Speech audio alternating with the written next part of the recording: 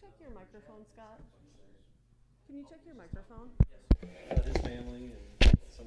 This one's not working. Hello? Hello, hello.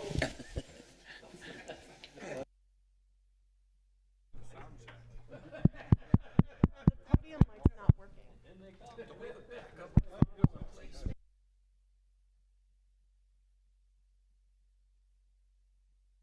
If it works, we can use it. Green light came on. They both did. But this one won't. It's not picking up. I don't know how to do anything in here. I've always just been told, don't touch anything. Exactly, right? Podium mic. It says it's on.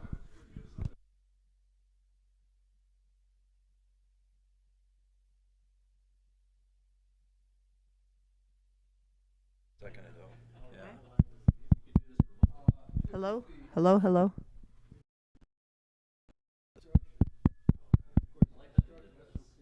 Hello? Hello? It's not doing anything. That's not good. No. Should I turn it off and turn it on again, or is that like bad? If we have time, because it'll affect the whole system, right? What's that thing on the top there with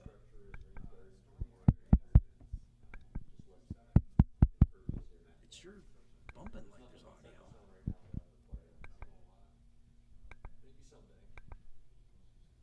It says it's got power. I don't know. We'll have to wing it.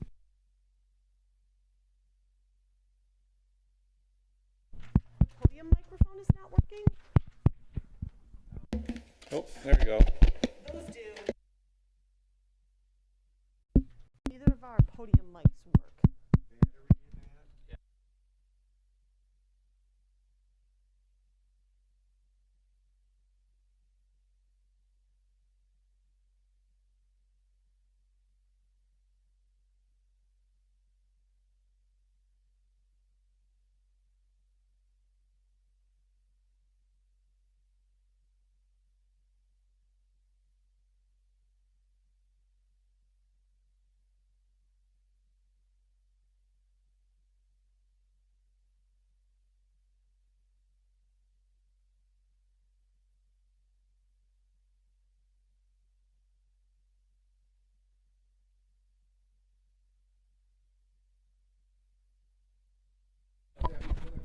Hello? Hello? Hello? None of it seems to be picking up. I am not an AV person. So.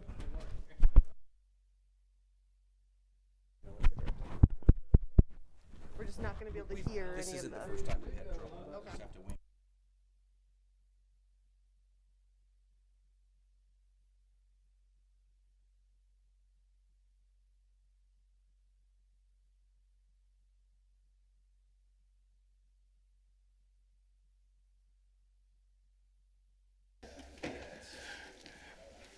All right, we're going to call the meeting to order for the City of Walker Planning Commission for January 7, 2026.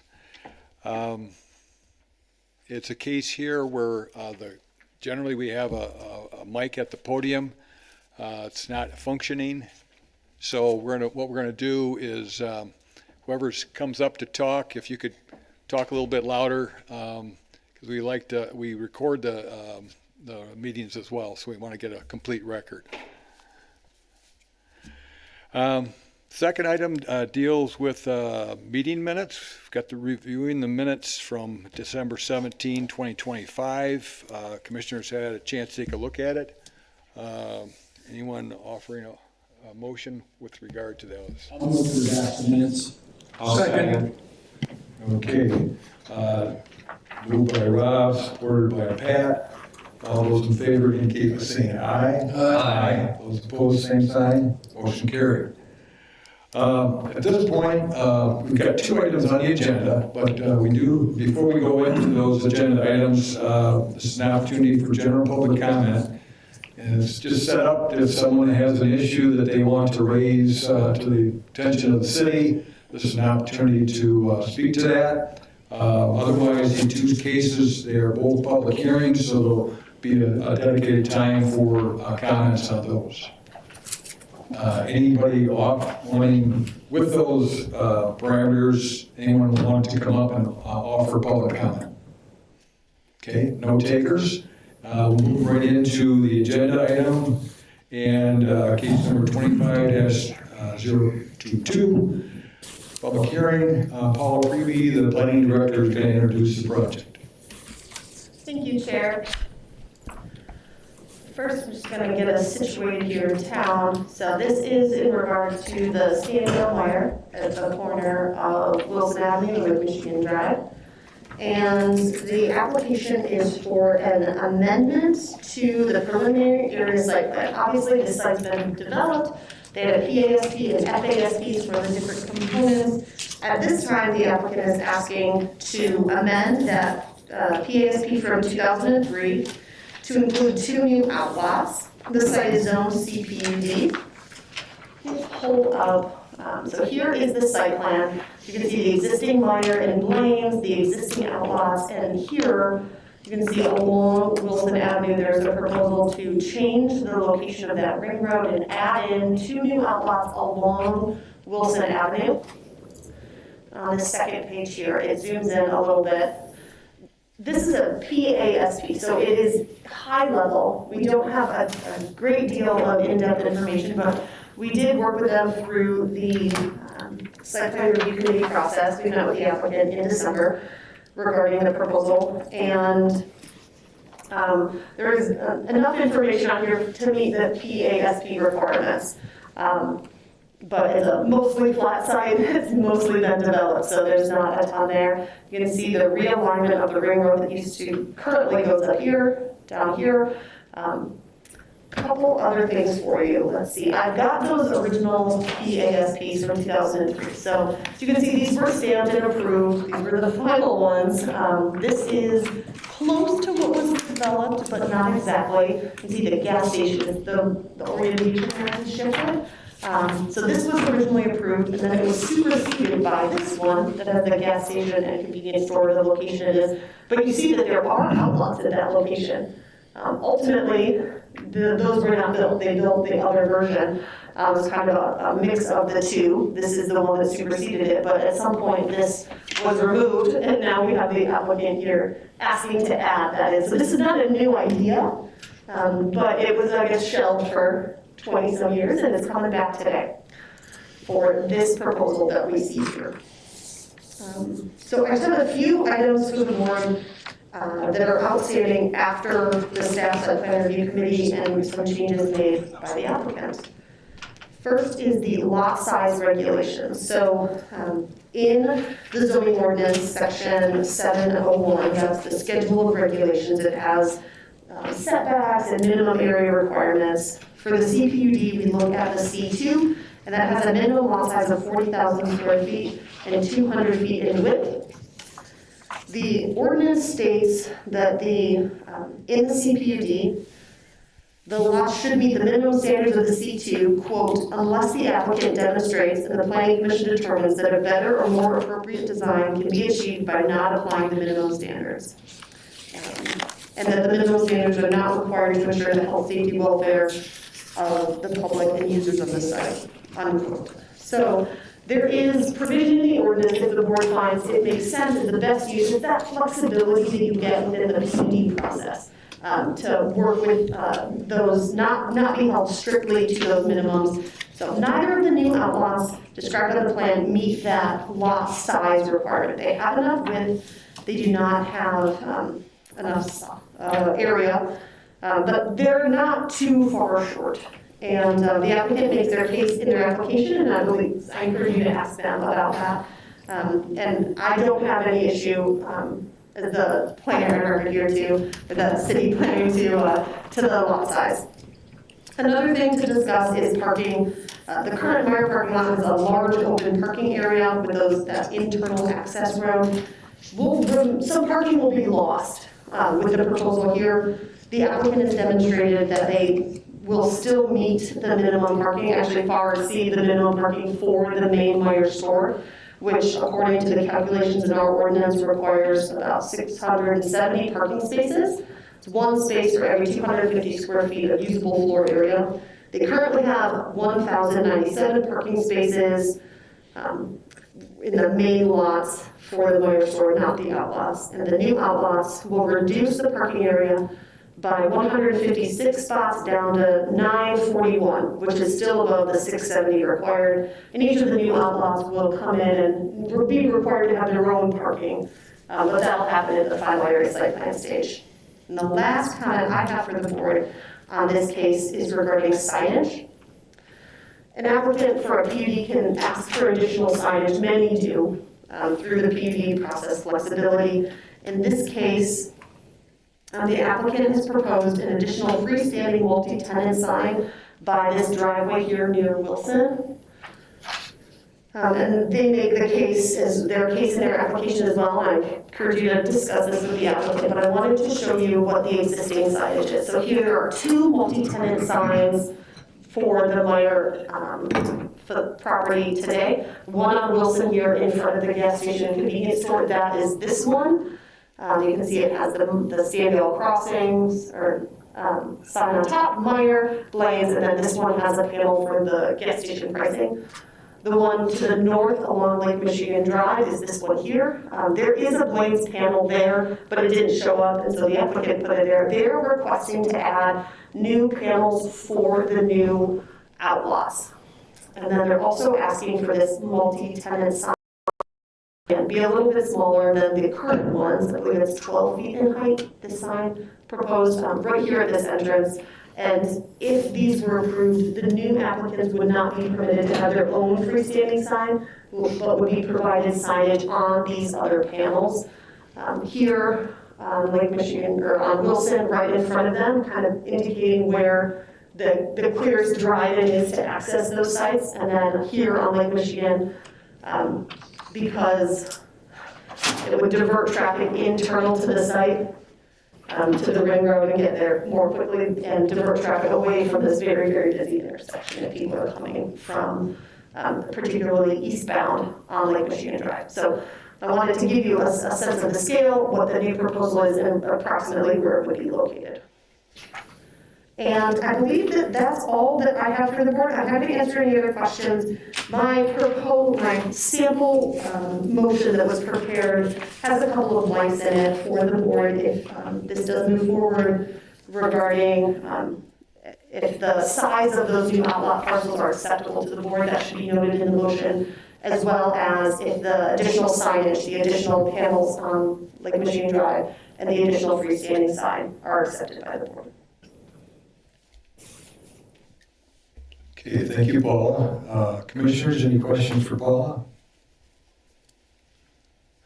I just wanted to make a point that on this, it's showing, at least in the perspective, that there'd be landscape islands at the end of the east end of those rows parking as it radiates from Meyer, which is, I think, is going to be good because you need some delineation there, especially as you would add those outlots. Yeah, with the added traffic, I think will be important to clearly determine where that access road is and where the parking lot is.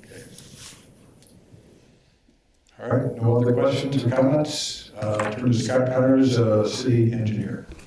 So first off, I apologize, you don't have a written report. It's kind of in the way of some of the activities that we had to take care of.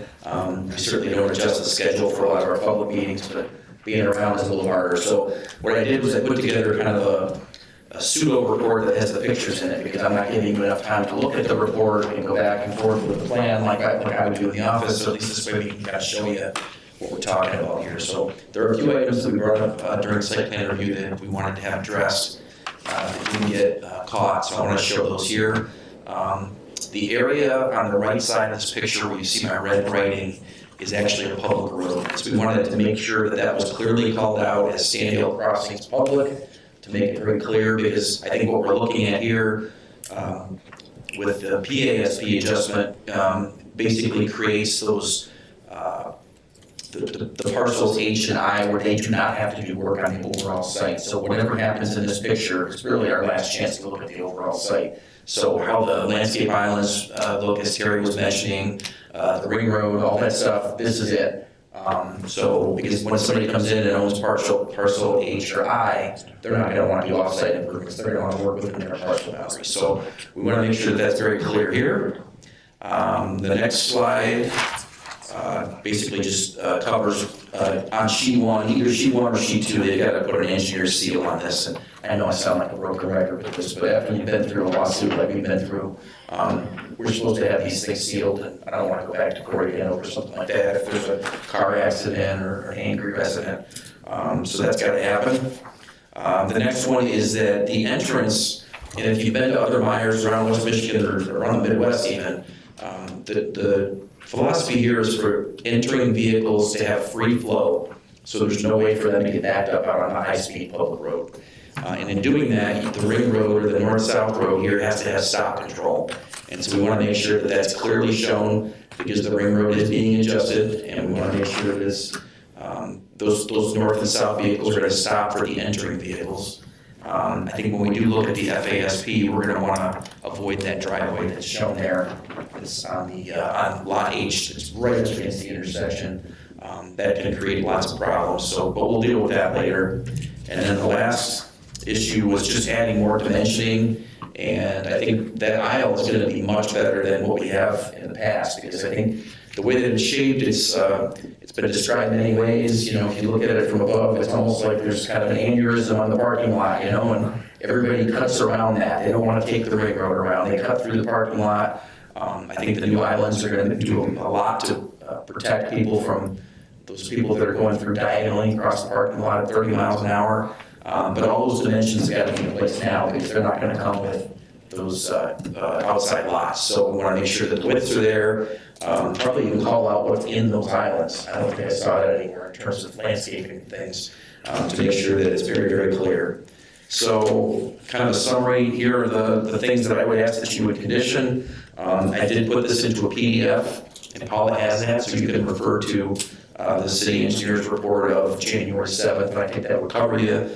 But labeling Standale crossings, having a professional engineer seal, getting the stop signs and stop bars shown on the plan for the entrance, and then providing all the dimensioning that's required on the minor portion of this plan change.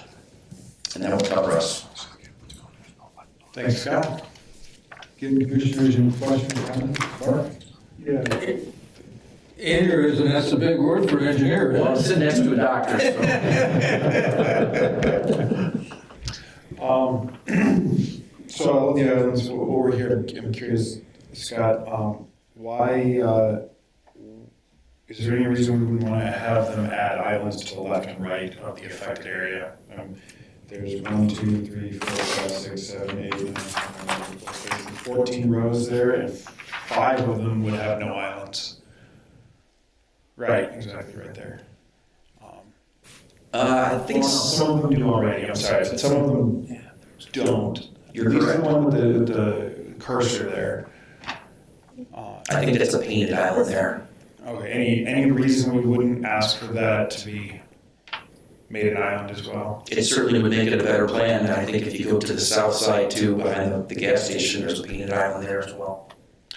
Right, and I was just thinking about that in the context of cars leaving that gas station there, making sure they have some context. And the other thing is at the end of that public road you were mentioning between Meyer Grocery and Blaine's, given that new development is going in just to the south of there, is this an opportunity to consider any work that might be done right there where it meets the, I'm sorry, the new development's name is escaping me. Vista 45. Yeah, Vista 45. Is this an opportunity to do anything in that immediate area, given there will be more traffic coming through there presumably? Well, that will be connected to the public road system in Vista 45, so it'll be essentially a bigger ring road that would go from Wilson to Lake Michigan through all of the sites. I think the biggest challenge there is that what was built and what was accepted much later in time doesn't meet any of our standards. So access control part of it, you know, the driveways, essentially they call it a driveway for the Meyer truck docks, is probably hundreds of feet, many hundreds of feet long. Some of those things we can address, but you know, when you've got all those truck docks and the size of vehicles you've got there, we have to make some concessions, and I think that's probably one of them. But what I can see happening through the DDA is having this be a potential DDA project in their next 20-year plan, so that we could go in, put curb and gutter in, and clean it up a little bit. I think that would help, but I don't know that we're going to be able to solve it completely. Thank you. That's all I have. Commissioner Tom? One more comment, I think the applicant can maybe address this, but just as a heads up, follow to the islands and what they might consist of. I think over the 20-year history of the site, those islands have varied in what's been in there. I think originally they were quite nice, and then it's been maybe some mulch and then some rock, and then the rock got sucked out and mulch put back, and it's just sort of a situation. So I'd ask the applicant to maybe address that as well. I think what's there on the storefront side, I'd be looking for something different on that ring road side.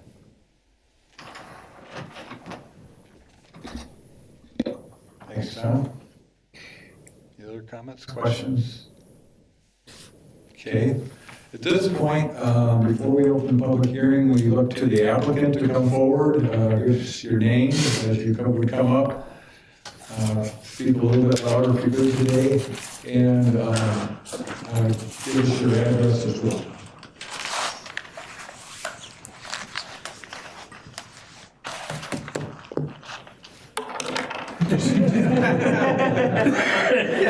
Just kidding. Good evening, Mr. Chair, Commissioners. My name is Jason Vandercote. I'm a senior civil engineer with Fishbeck, representing Meyer on the project this evening. I have with me tonight Philip Corte from Meyer, representing the Meyer Outlot Development Program. And I also have with me Joe Wright from Fishbeck, our landscape architect and project manager.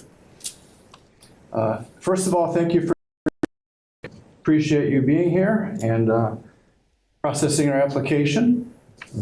I know it's a thankless job. I'm on your side of the desk on occasion and do appreciate the work.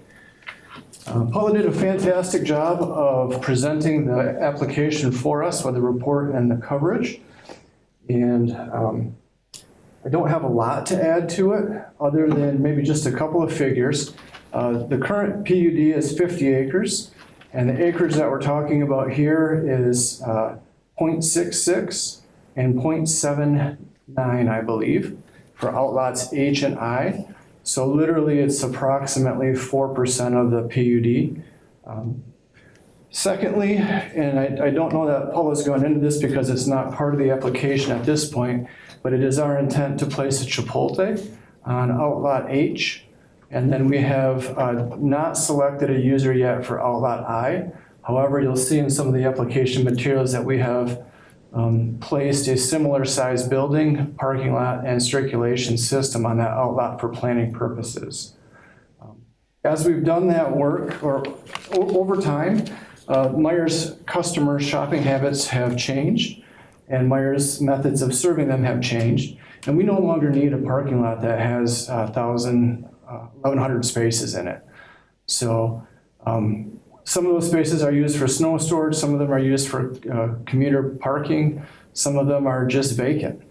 And as Scott mentioned, there's a lot of cut-through traffic as well. So we see this as beneficial for Meyer, we see it as beneficial for the community, and we're excited to present it to you tonight. As it relates to Scott's comments from an engineering perspective, we have no objection. We're happy to take care of those things. As it relates to the additional 2 islands, happy to take care of that as well with one condition or request, and that is that our stormwater management calculations show that we are a net neutral for our islands and our development. And so in putting those extra islands in, we just ask that those be not considered or considered positively for the applicant, that we'd be allowed to count the extra green space as well. So I don't think it's going to make or break the project, but just pointing out that the calculations we completed were part of the project as proposed, and we tried to keep our area as limited as possible in order to keep our operations for the gas station, the store, and our other outlot users as efficient as possible during the construction process. So part of the reason for keeping those areas as they were was to help us circulate traffic through there while we are constructing the outlot and the new ring road. However, I think we can probably come up with a plan that can accomplish both.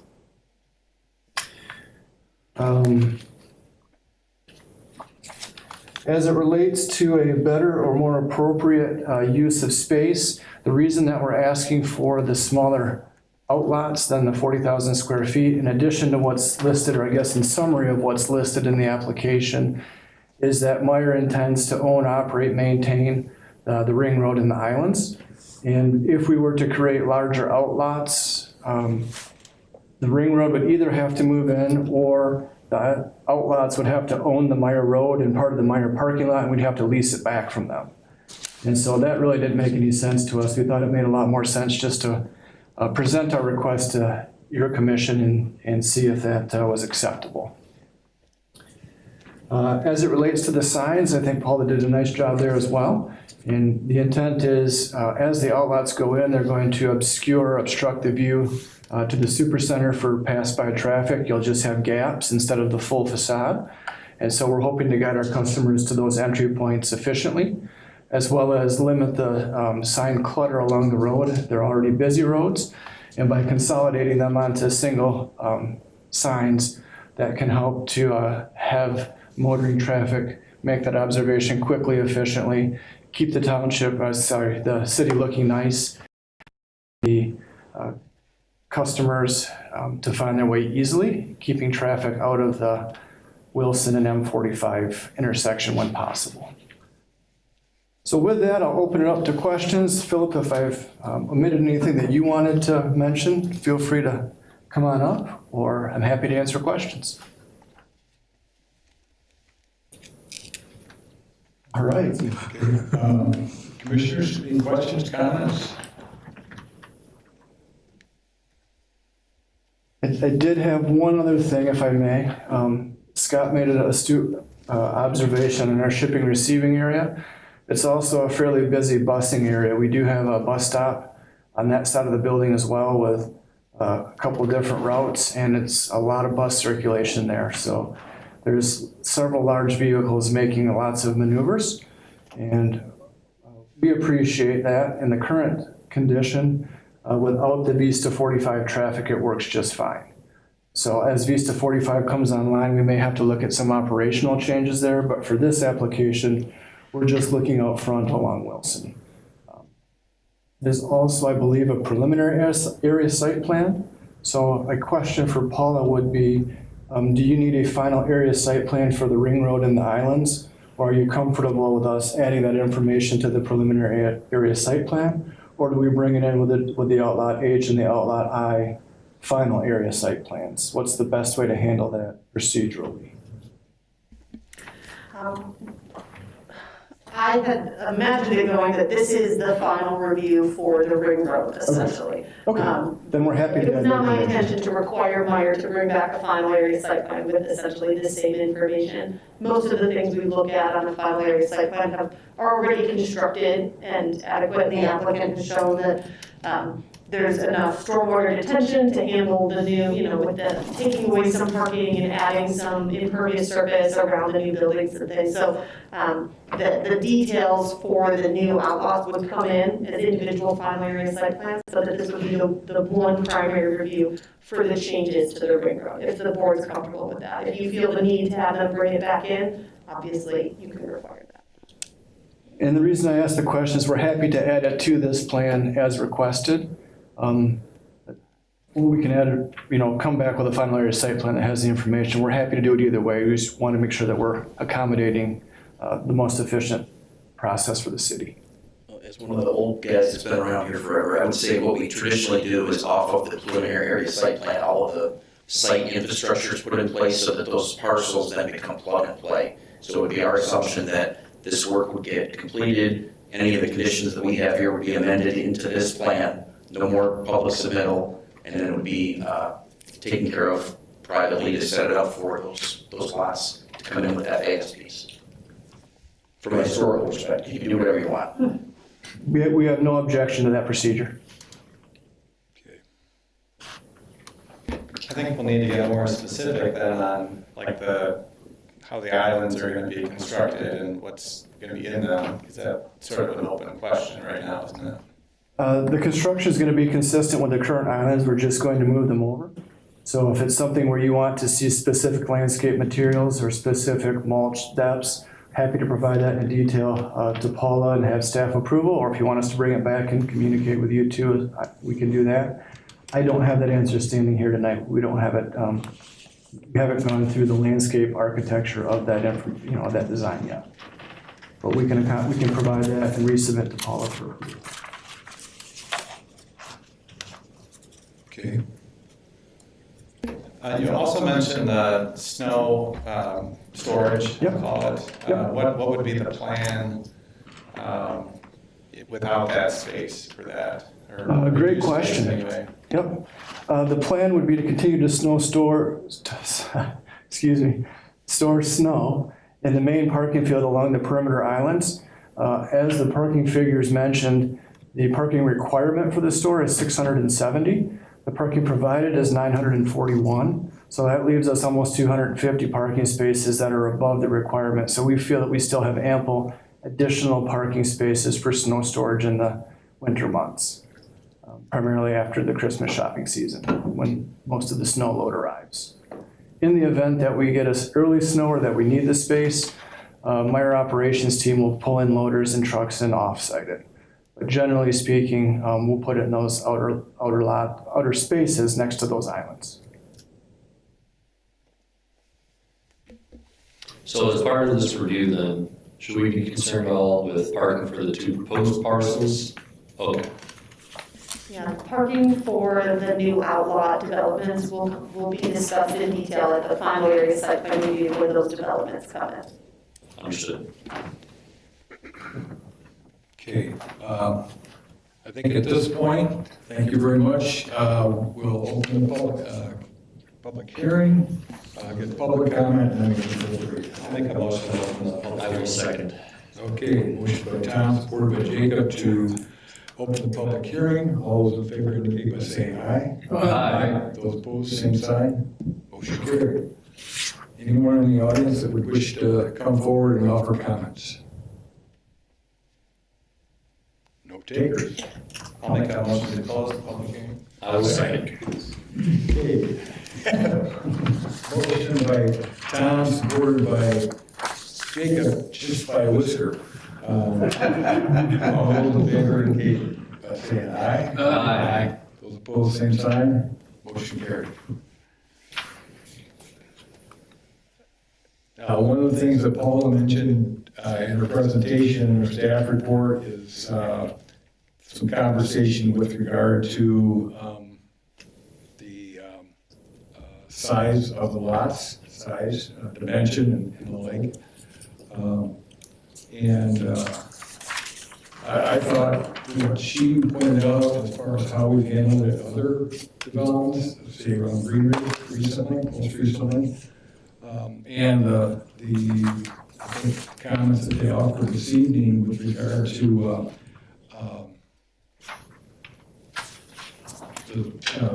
how they would structure the lots in terms of their dimension and how that might make it more complicated in terms of ownership and easements. That seemed to make some good sense. Is that agreement on that or not?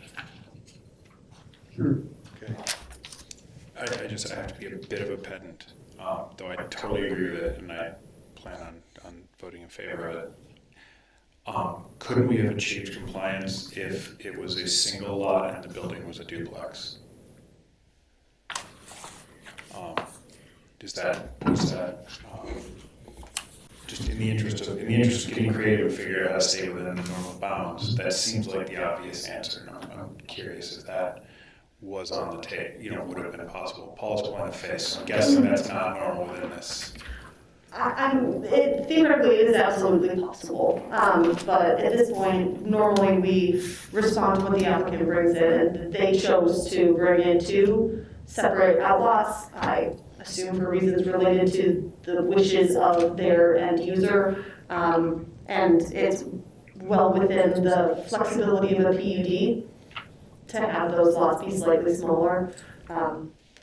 Great, I have no problem with it whatsoever. I just, part of the thought process, how could it have been done within constraint? Thank you. And I think maybe with regard to that, how close it was to meeting those requirements, I think is, in this case, they're very close. In Green Ridge, they were, I think, much greater discrepancy there. And, but you make good points to take a look at those traffic circulation and how those operate within. But yeah, good comments. Will we as a city require several crosswalks there, or is it going to be a free-for-all? Because it looks like parking for these new outlots is going to be back across the ring road. And will there be designated crosswalks, safe crosswalks or stops? The way we're looking at it now is that the new outlots will contain their required parking on their property. Okay. There is an example, you can see it a little bit here, one of the existing outlots, I believe they have a shared parking agreement with Meyer to have, I think it's mostly their staff park over here, and they did put in a crosswalk in that case. But it's not currently proposed, and the new lots will need to have sufficient parking. That the size of those lots can fit parking in a building and, access around it, a dumpster enclosure and all that should fit on those lots. These are not going to be extremely large buildings, but the lots are plenty adequate size to contain parking. For each business that Yes. might occupy those. Similar to what we see across the street in the Westtown, commercial development area. Okay, thank you. So theoretically, especially if we're putting more development in this area, and that intersection is already very busy as is, I'd hate to see staff have to cross that just to get to work. It might be something that comes up. There should be enough area to fit the parking there for the required minimum accounts for staff and users. But if needed, it is a ring road, but we've seen it work successfully, adding a crosswalk and having some shared parking. So if that's something that were required, it could be done. That would probably be handled at final area site plan, but I expect all required parking to be on site of the new outlots. Thank you, Paula.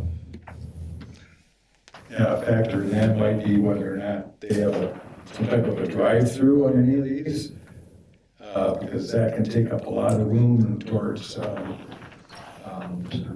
allowing for that circulation. Mm-hmm. But yeah, that's a good point. Just to follow that up, if I think, I don't like the idea of crosswalk because I don't want to encourage folks to cross that road if they're going to Chipotle or whatever, park on that spot, but this would be our last opportunity to ask this applicant, so would it be inappropriate to say that if whatever's proposed in the two outlots are going to generate sufficient traffic that they would, with staff review, do a crosswalk? Because otherwise, if we approve this, and then when the outlot owner comes in, they can't control the ring road, because that would be owned by this applicant. Sure, and you absolutely can put that in a condition if you want. If the new outlots developments do not sufficiently contain their parking, they would need to enter an agreement with Meyer to share their parking, or they won't fit on site. And so I believe that there would be a healthy working relationship in that case, where Meyer would be amenable to adding a So I think what I'm hearing you saying, it really isn't necessary here if the applicant wants to sell to owner X, and owner X is going to have a problem with on-site parking, a condition of the purchase of the outlot might be something like that. So, okay, good, thank you. Paula, will there be a requirement positioning these businesses? Are they going to front on Wilson, or will they front into the Meyer area? In terms of the orientation of the building? Yeah, organization, I mean, is there a requirement, or will that be strictly depending on who decides to occupy those lots? It will come to final site plan, we'll be able to discuss that at that time. I don't believe that there's a requirement in the ordinance, they will all Wilson addresses, and think again, similarly to immediately across the street, some of the businesses, have access roads around, some are situated in a corner, in the middle, like, it depends on the specific user and their needs, there's no firm requirement, the building must be set up along Wilson or the Ring Road or vice versa.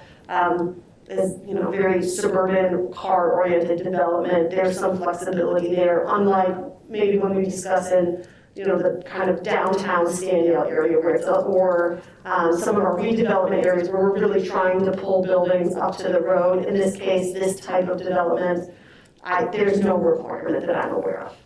Okay, thank you.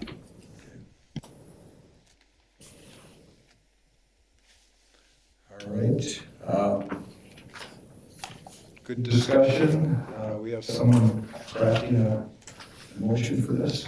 It's okay, I'll make another comment just on the signage. I don't know if we talked about that yet here, but I think it's a good idea. And it feels like the whole stretch on Wilson is quite long and a little wayfinding might be kind of nice. And consolidating the signage for the two outlets on the one sign, I think, is a good idea.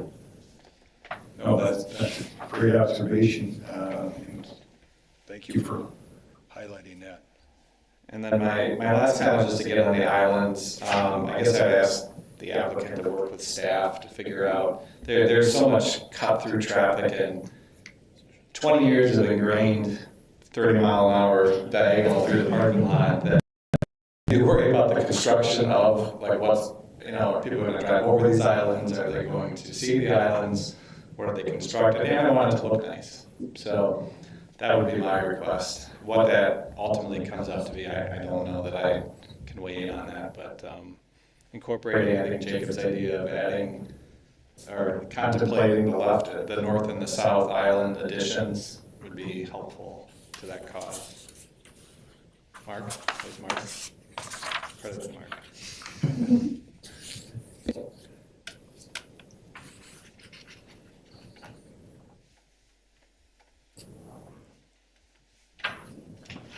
All right, we have got a lot of components. Again, staff provides us with a good template to work from, and there are a couple of notations with regard to the city engineer's memo in number 7, and the conversation we had this evening, and some of the comments offered by the applicant too. I'll take a stab. Okay. Okay. I recommend that the Planning Commission grant approval of the amendment to the approved PASP for the 2 new outlets in the Meyer-Standale PUD at 315 Wilson Avenue Northwest in accordance with the plans set last revision date 12/26/2025, subject to the following conditions. Number 1, the board's decision regarding the size of the outlot parcels as requested. Number 2, the board's decision regarding allowance of freestanding signage as requested. 3, subject to the conditions identified by the city engineer. Number 4, islands and landscaping of islands to be approved by our city planner. And are we including the 2 additional islands? I think the applicant said that would be fine. So then I'd add another condition, and the 2 additional islands will be included, period. Okay. Any comments, questions, support?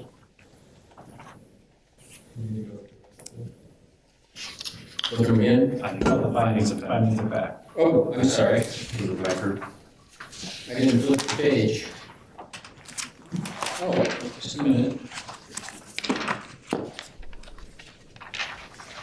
Oh, I'm sorry, I was reading Paula's recommendation, not the It's proposed. very similar, that is A-okay, you're doing great, Rob. All right, let me find your, all right, here we go.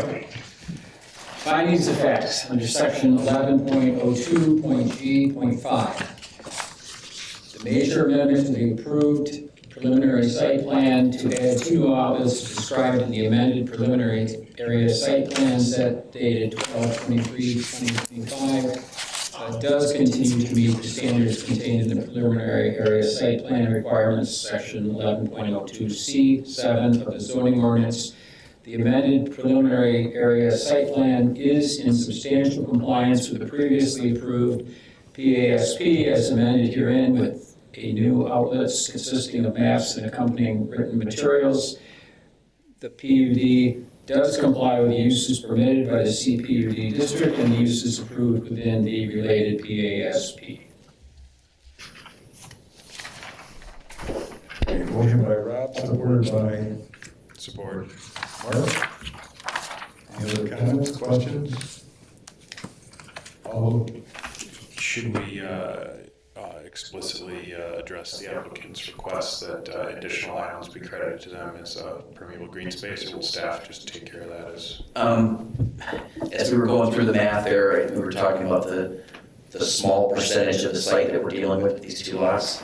These islands are 0.007 acres each. It's so negligible, I don't think I can even calculate it. We're good with that. The applicant comfortable with that? Very comfortable. okay, we've got a motion and support. All those in favor indicate by saying aye. Aye. Those opposed, same sign. Motion carried. Thank you very much. Thank you. All right, move on to the second and final public hearing of the evening. And again, to Paul Reedy, the planning director, to introduce the project. Thank you, Chair. Let me just switch gears here and orient us in a different area of the city. So now we are along Northridge and Bristol. This is I-96 here. We're moving on to an industrial project. This is a project for Falk panel. The address is 1782 Northridge Drive. And the applicant is here tonight requesting final area site plan review for a secondary building on the site. So there's already their existing facility. We've looked at this facility before as a planning commission. We've also spent several times discussing the property just over here, not immediately adjacent, but not far west down Northridge there. Got approval for another primary facility, but this one is for a secondary building along with the existing facility. So here is the overall PASP for the site. This is the site in question here. Now we're changing orientation for your eyes. You're looking, this was the existing building, the tarping building they proposed, the expansion that they've proposed in the past, and tonight we're talking in this area along Bristol Avenue where there's a proposal for this secondary building. I believe they'll be making components that go with the panels at this facility. So the final area site plan for this property with the additions originally came to the Planning Commission in July of '24. And it was approved with conditions. At that time, it did show a secondary building here, that small tarping building and the addition with the large, looks like parking here, but that's outdoor storage area, and then the expanded detention pond, which has been built at this time. The applicant is bringing the case back at this time due to revisions to the plan for this full secondary building. Previously, it was only half of it with a future expansion. They've made some changes. They're relatively minor. The previous case was approved with conditions related to landscaping and lighting. Those have since been met. The lighting plan that's included here is also sufficient, so I don't have really any outstanding conditions related to this project. The applicant met with the staff site plan review committee in December of 2025 and provided feedback. So according to my review, looking at planning and zoning related things, this plan meets the zoning ordinance regulations for use, setbacks, conformity with the approved PASP, parking, loading, landscaping, lighting. Pretty much all of the comments that I gave the applicant regarding the things that I primarily reviewed have been met by the plan. There might be a few things that I know Scott has a few comments as well. The changes proposed with this updated application include approval of the full 50,052 square foot secondary building, this one phase. It was previously proposed to be 24,500 square feet and then enlarged at a future time. Further, they rearranged the parking adjacent to this building and increased it slightly. That's really all I have, just kind of that general overview, walking through the site plan here. All of the regulations we would find with the final area site plan are here, looking at utilities and grading. They provided detail sheets going around the building. You can see sidewalk along the sides where there is parking. And a drive all the way around the building. You can see through the staff site plan review committee process, so there is landscaping proposed. Kind of up the hill a little north to the west of the detention pond, up at the level to provide screening for that outdoor storage area. There's a big grade change here, so it made more sense to have the landscaping up on the hill where it will actually act as that buffer, where if it was down in the road, you'd see it, and then you'd still see all of the stuff on top. And then over here, they shifted the landscaping and staff recommendation to better screen the entirety of the building. Previously, there was a bit of a gap, and then you can see there is a gap in the middle here, and that was at the request of the fire department to provide access to a hydrant that is located here along Bristol. So if there was, the fire department was needed at this building, that is the nearest hydrant, and they didn't, want to have clear access to move equipment up the hill or down the hill as needed with a gap in the landscaping there. They were requested to show a truck turning template on the site. I know Scott will talk about this in more detail. Here is the photometrics. You can see it will be well lit around the entirety of the site and all around this building with no questions or concerns from me regarding that. So I'm happy to answer questions or pull up things that I've shown, but really I don't have any recommended conditions on this and recommend approval. Okay, thank you, Paul. Commissioners, any comments, questions? One last thing, they did also provide elevations, so this is what that new building will look like from all of the various angles. You can see lots of, for an industrial building, pretty nice looking, lots of glass there. There's the truck dock, so this is what the building would look like. All right, thank you, Paula. Okay, we'll move along to Scott Connors, City Engineer. Just two items from us. One is a repeat, and the one I always have to talk about. We want to make sure these plans get sealed when they get submitted. Again, it's illegal or not, so. And the next one is related to the truck turning templates. So during site plan review, we talked about the need for showing the templates for the hardest garage door. And as you can see from those elevations, that's a pretty significant size garage door. It's actually bigger than the truck dock door. So we want to make sure that's feasible there as well. It may not need to have the same 53-foot trailer, largest trailer you can get, but they should designate what that size would be, put the template on it, and show that it works, so that if they sell this to somebody else at some point, there's no hardship with that. It'll work. So we want to make sure that it's shown there. So the two conditions would be to add the engineer's seal and provide that truck turning template.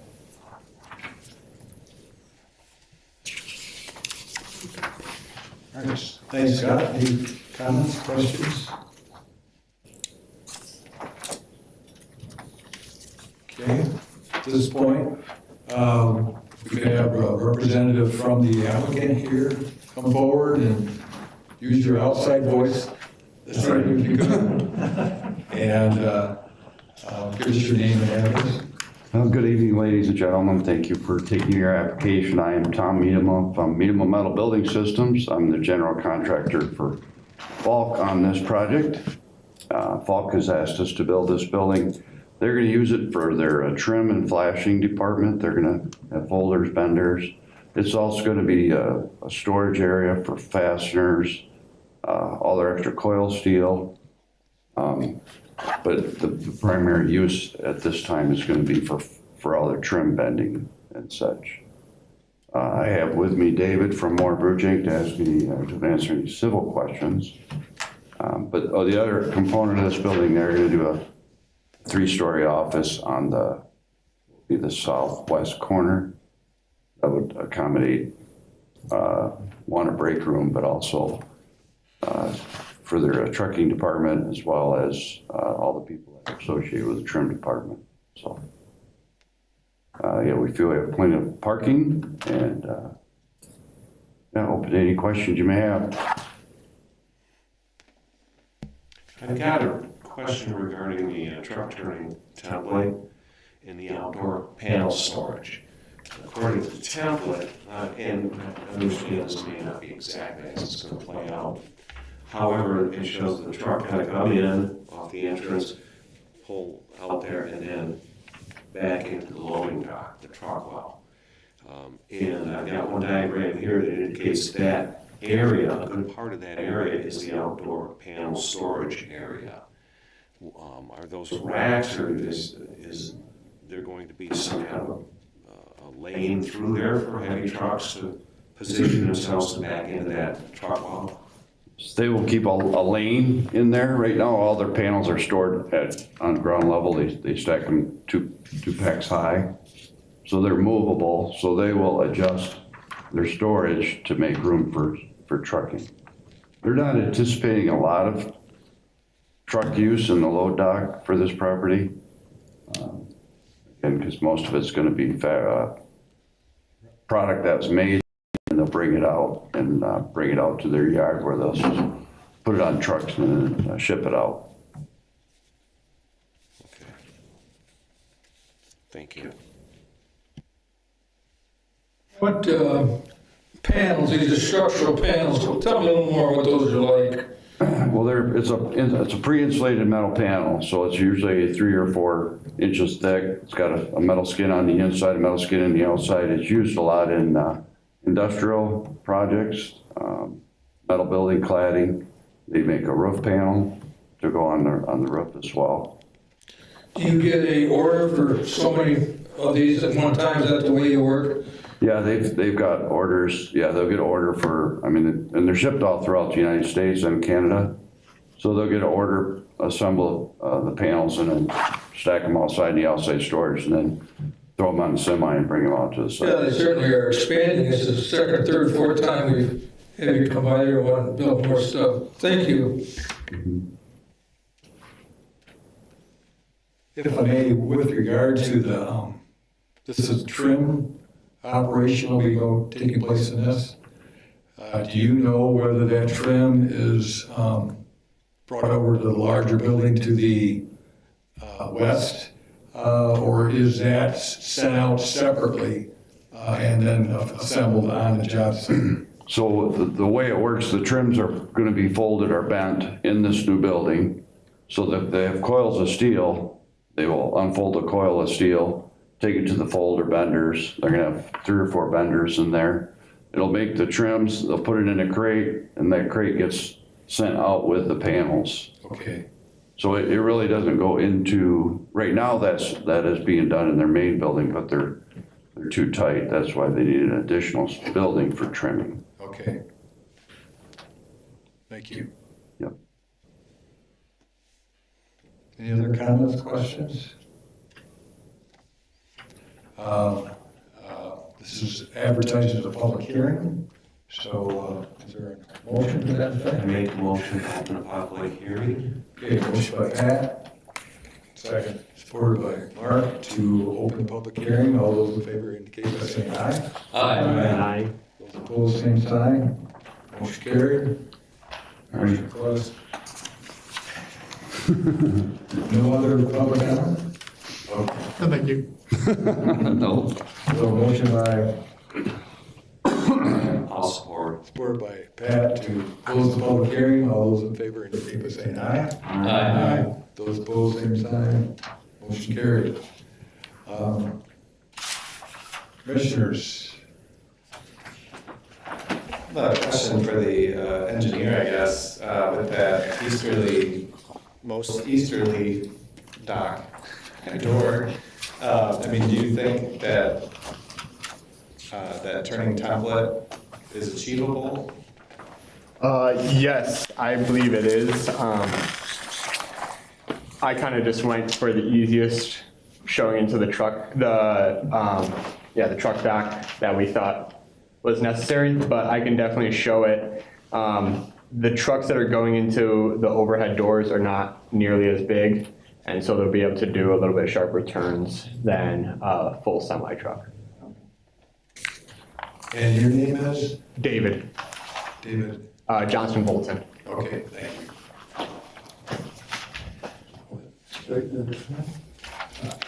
Okay, Mark. I'm very much of the mind that if someone wants to shoot themselves in the foot on truck access, that's kind of up to them and their residual value of what they're building. But what you have here is a building with a pair of 15-ton cranes in it that, if not used by Falk, will probably be used by other people doing very large and very heavy things. So the assumption that you would never want to get a big flatbed into one of those grade level doors, I think is a little bit shaky.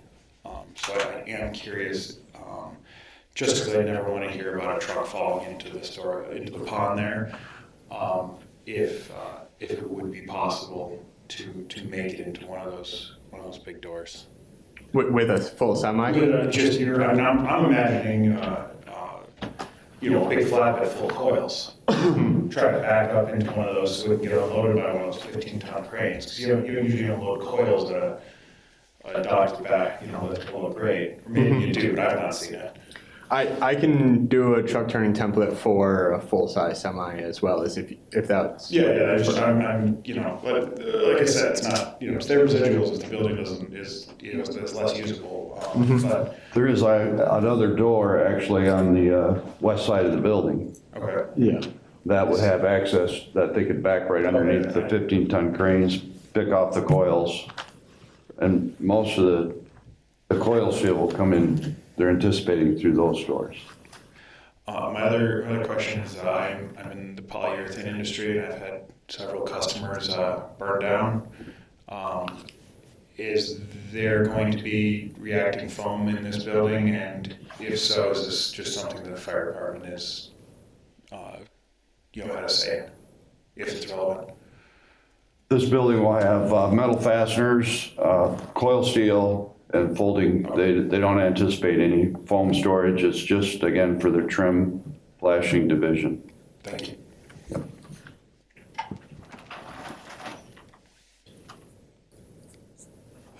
We've covered a lot of bases here. I thought it was pretty straightforward, but there's some detail that was brought out. Appreciate that. And good conversation as far as acknowledging how that could be addressed and maybe supplementing the detail that you have on the turning movement. Could one of you guys, if we came over there, back it up in there for us, back up big truck? Actually, All right, but I want to see you back it up. I have a CDL license, so in essence I could, but it's been a while. Legally, I'm not allowed to attempt, so. All right. Well, smart boys can do that stuff, Sure. Do you have anyone prepared to offer a motion? Oh, sure. When I'm picking them apart, I might as well. Based on the application material provided, I make a motion to approve the amendment of the FASP of the new 50,052 square foot secondary building and associated site improvements at 1782 Northridge Drive Northwest PIN 41-13-03-600-022, subject to the following conditions and based on the findings of fact noted below. Conditions that we get sealed engineering documents and the requested truck turning template. Findings of fact per section 11-02 or .02.g.5. The PUD is described by the final area site plan received on 12/9/25 and 12/19/25 does continue to meet the standards contained in the preliminary area site plan requirements in section 11.2.c.7 of the zoning ordinance. The final area site plan is in substantial compliance with the previously approved PASP consisting of maps and accompanying written materials. The PUD does comply with the uses permitted by the IPUD district and uses approved within the related PASP. I'll support. Okay. Motion by Mark, supported by Jacob to conditionally approve the project as submitted. Questions, comments? All those in favor indicate by saying aye. Aye. Those opposed, same sign. Motion carried. Thank you so much. Thank you. Have a good night. Good night.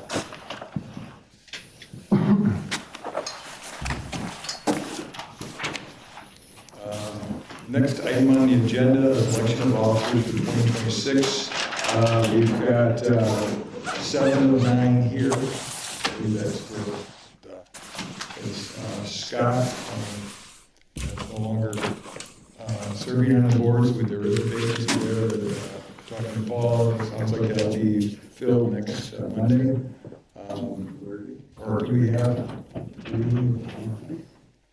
Oh, then Elena is absent as well. So we can take up the election of officers now, or if you want to defer that to the next meeting. 7 out of 9 is pretty good. There's no guarantee we're going to have 9 out of 9 at a given night. So Elena can't be one of the officers anyway. correct. We probably wouldn't have the new person be an officer on day 1. I say we move ahead. I agree. It's always awkward to vote for yourself, or, who doesn't vote for you, something like this. Reminds me of high school a little bit, but I think we've had three people, including Paula, have been here since I've been here. Terry and I are the kind of the senior members, and I got no desire to do this stuff. Nor am I good at it at all, or lawyer, or engineer, or anything like that. But Terry's done a good job. He's here all the time. He's prepared. Nobody complains about Terry. And you young guys are chipping in everything, and we appreciate you. But I think we need somebody done this stuff before.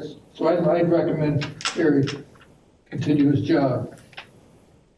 I agree. Me too. Thank you. All right. Do we need a motion? Yeah. I move that we elect Terry as our present chair. Second. Okay. Motion by Rob, supported by Pat to indicate Schweitzer as Schweitzer's the man. chair. All those in favor say indicate by saying aye. Aye. You don't get a campaign speech? You accept it. No. All right. We've got 2 other positions. The vice chair is open now. And Jacob has been serving as a secretary. So, yeah, that just gives you a background. I would move that we elect Jacob as our vice chair if he's willing. Yeah, I can do that. I'll second that. Yep. Okay. Been moved and seconded to have Jacob serve as the vice chair. All those in favor indicate by saying aye. Aye. Those opposed, same sign. Motion carried. Congratulations. Thank you. Now we've got the position of secretary. Is open. Promise I made this one as easy on you as possible. I try to send the minutes in advance when I can, and then you sign the minutes after they're approved. That's really the high bar of the secretarial system. It's very straightforward.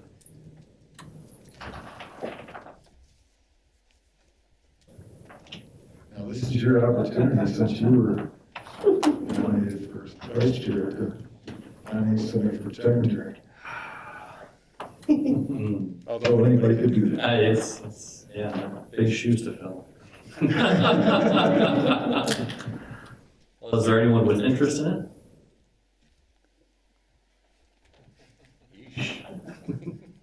Tom's a good timekeeper. I'll